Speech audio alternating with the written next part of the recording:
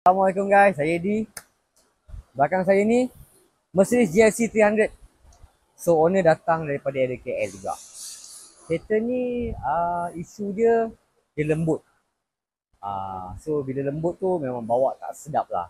Jadi bila owner datang, saya test kereta, memang rasa lembut tu. Jadi untuk pastikan kelembutan tu saya masuk dekat tester mesin.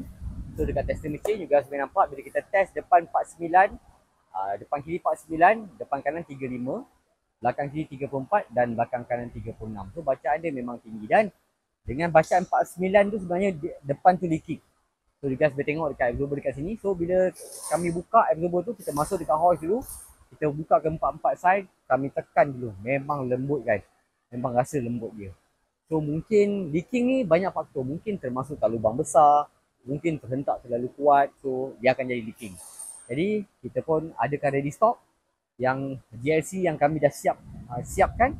So untuk mempercepatkan proses, so sebelum kami pasang, kami tekan secara manual. Kami rasa dulu compression dan rebound dia. Memang keras guys. So memang keras. So bila keras tu barulah kita rasa firm. Jadi kita pun dah check ke empat-empat side and then kita install ke empat-empat side. Depan kiri, depan kanan, belakang kiri, belakang kanan. Kita install, kemudian saya update kereta, saya test sendiri kereta ni. So bila saya test barulah firm, barulah sedap. Jadi bila kita dah test tu dah sedap, saya dah test dah sedap, baru saya masuk dekat test mesin. So juga boleh nampak depan kiri 14, depan kanan 13, belakang kiri 17 dan belakang kanan 18. So bacaannya semua di bawah 20 untuk kita stablekan kereta. So itu dah dia cerita untuk Mercedes GLC 300. So saya tahu dekat luar sana tuan-tuan dan puan-puan yang pakai banyak kontraktor-kontraktor yang pakai GLC ni memang akan rasa berbuai. So saya cuba tolak kereta tu, goyangkan kereta tu. Saya tahu memang akan rasa berbuai dan memang akan rasa terhempas.